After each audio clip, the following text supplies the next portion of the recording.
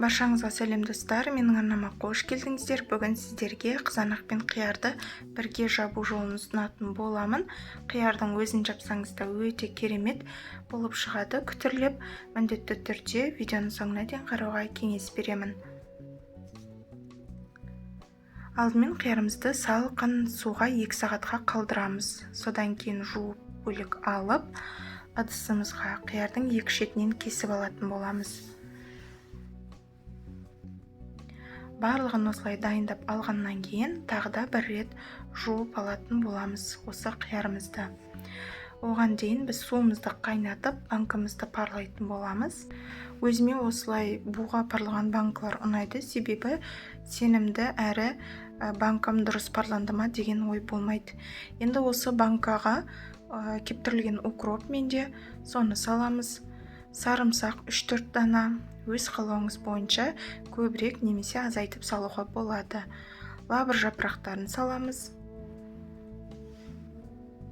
Қара бұрыш шай қасық саламыз 3 литрлік банкамызға.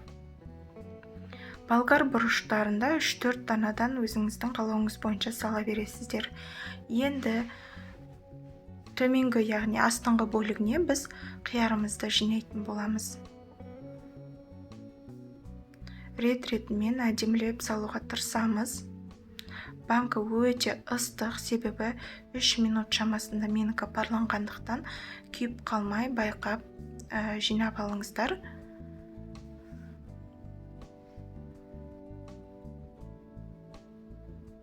Астыңғы бөлігіне осылай салып болғаннан кейін үстіңгі бөлігіне қызанақтарымызды саламыз.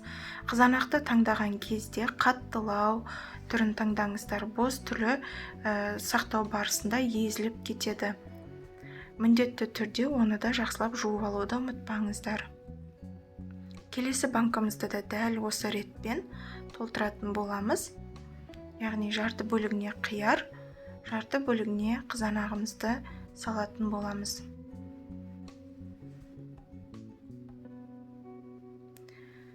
Бұл әдіс бойынша жасап көрсеңіздер өкінбейсіздер, себебі қиярларыңыз да, қызанақтарыңыз да езілмей, керемет күтірлеп сақталатын болады. Тұрған сайын дәмі сіңімді болады.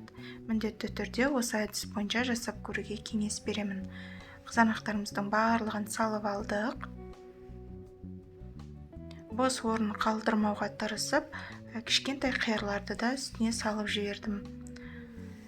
Мінекей осылай дайындап алдық. Енді үстіне қайнап тұрған суымызды құямыз. Яғни сарқылдатып, жақсылап қайнатып алыңыздар. Толтырып суымызды құйып алатын боламыз.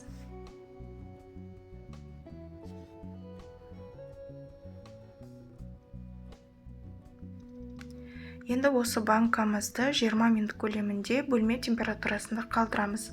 Достар, менің арнамда тұздалған қиярдың керемет рецептісі бар. Төменге сілтемесін қалдырып кететін боламын. 20 минут тұрған қызанақ пен қияр қосылған банкамыздың суын бөлек ыдысқа алып, міндетті түрде төгіп тастайтын боламыз. Яғни бұл суды кері қайнатпаймыз екінші рет. Барлығын төгіп аламыз. Енді осы банкамызға 1,5 ас қасықтан тұз саламыз. Әр банкаға 1,5 ас қасық.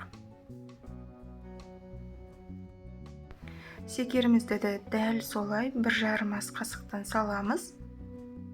Яғни тұз бен секеріміздің мөлшері бірдей. Енді қайнап тұрған суымызды осы банкаларға құятын боламыз. Бұл екінші рет құйып жатырған суым, осы екінші қайнатылған сумен банкамызды жабатын боламыз. Барлығын толтырып құйып аламыз.